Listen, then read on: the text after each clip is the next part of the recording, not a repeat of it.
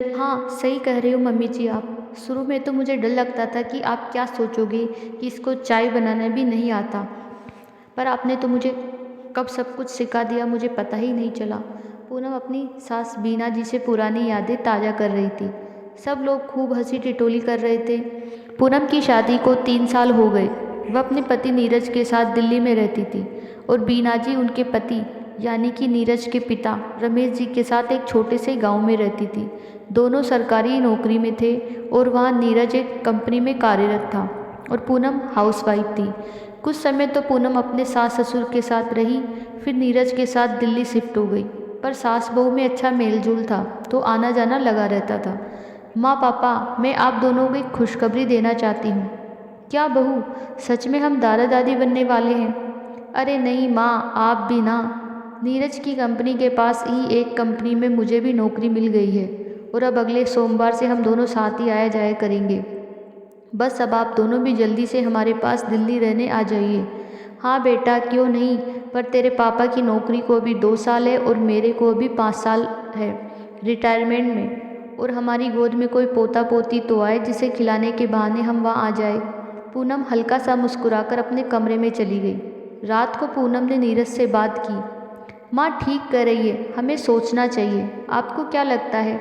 नीरज ने कहा। हाँ पूनम, जरूर, पर अभी तुम्हारी नई नई नौकरी लगी है। कुछ समय तुम अपनी नौकरी को दो, फिर जल्दी हम इस बारे में भी सोचेंगे। हाँ आप सही कह रहे हैं, मेरी पढ़ाई भी कुछ काम आ जाएगी। और बातें करते करते दोनों को नींद आ गई। कुछ समय बाद दरवाजे पर एक आवाज़ हुई। पूनम ने दरवाज़ा खोला तो रमेश जी पसीने पसीने हुए खड़े थे। क्या हुआ पापा, क्या बात है?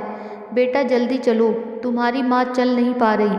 नीरज और पूनम दोनों भागते हुए बीना जी के कमरे में गए और उन्होंने देखा कि बीना जी बाथरूम में गिरी हुई है। उन्होंने बीना जी को उठाने की कोशिश की पर वह अपने पैरों पर खड़ी नहीं हो पा रही थी। ये क्या हो गया पापा अचानक? पता नहीं बेटा, बाथरूम जाने के लिए उठी थी और यहाँ आकर गिर गई। मुझे आवाज़ लगाई तो मैं भागता हुआ गया, लेकिन मुझसे अकेले से उठाई भी नहीं जा रही थी। ये क्या हो गया मुझे? बीना जी ज़ोर ज़ोर से रो रही थी। मेरा शरीर अकड़ रहा है, मेरे पैरों में जान नहीं आ रही, मैं खड़ी नहीं हो पा रही हूँ। पूनम और नीरज तुरंत उन्हें अस्पताल ले गए। डॉक्टर ने जांच करवाई, उसके बाद पता चला कि इनकी नसें दब चुकी है और रीढ़ की हड्डी जोड़ नहीं ले रही, जिस वजह से ये उठ नहीं पा रही है। पर यह सब अचानक कैसे हो गया बेटा? रमेश जी ने कहा। हाँ, उन्हें घुटनों की थोड़ी सी तकलीफ हो रही थी, पर ऐसा हो जाएगा ये सोचा नहीं था। डॉक्टर ने उन्हें बताया कि कुछ समय इन्हें फिजियोथेरेपी करानी होगी और कोशिश करनी होगी। हो सकता है ये फिर से थोड़ा थोड़ा चलने लगे। इसमें कितना समय लगेगा इसे कोई नहीं कह सकता। और अगर आप लोगों को ठीक लगे तो कुछ समय बाद आप इनका ऑपरेशन भी करा सकते हैं, शायद इनमें कुछ सुधार आ जाए। इस वक्त ज़रूरी है कि आप इनका मनोबल बढ़ाएं। पूनम और नीरज उन्हें घर ले आए। बीना जी का रो रो कर बुरा हाल था। रमेश जी ने अपनी बड़ी बहन से कह 2 काम वाली बुलवा ली सहायता के लिए। पूनम और नीरज बीना जी को सहारा दिए बैठे थे।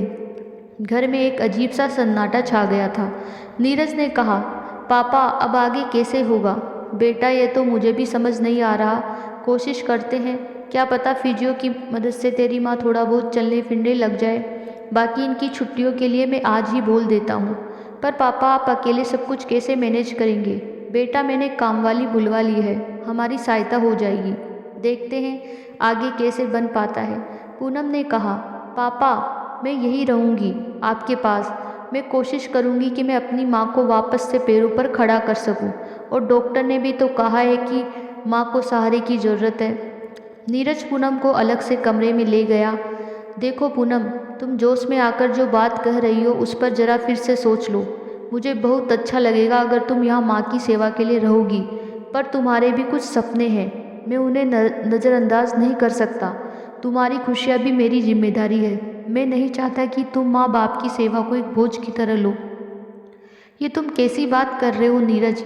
वह मेरी भी माँ है, और अगर मेरी अपनी माँ को कुछ ऐसा हो जाता तो क्या मैं उन्हें छोड़कर चली जाती? आप जैसे आते हैं आप शनिवार को आ जाया कीजिएगा, मैं यहाँ उन्हीं के पास रहूँगी। माँ को इस वक्त सहारे की ज़रूरत है, मैं उनका साथ दूंगी। मैं उन्हें इस परिस्थिति में छोड़कर कहीं नहीं जाऊँगी।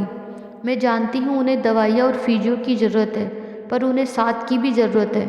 रमेश जी सब सुन रहे थे। बहू, आज तूने हमें ज़िंदगी दे दी। मैं सोच ही रहा था कि सब कैसे होगा, पर तेरे साथ से हम तेरी माँ को जल्दी ठीक कर लेंगे। किसी ने सही कहा है कि माँ बाप की सेवा तो बेटियां ही करती है, चाहे वह बेटी के रूप में करे या बहू के रूप में बेटी बनकर करे। नीरज ने पूनम के कंधे पर हाथ रखा। पापा, आपकी बहू लाखों में नहीं करोड़ों में एक है। ऐसी जीवन संगनी इतनी आसानी से नहीं मिलती। दोस्तों, परिवार का साथ कितना ज़रूरी होता है ना। बस एक दूसरे को अगर प्यार से अपना ले तो हर दुल्हन को अपना पिया का घर प्यारा लगता है। हेलो दोस्तों, कहानी कैसी लगी कमेंट करके ज़रूर बताइए, और प्लीज़ प्लीज़ मेरे चैनल को सब्सक्राइब कीजिए। प्लीज़ मुझे सपोर्ट कीजिए और कहानी को लाइक कीजिए, शेयर कीजिए। Thank you.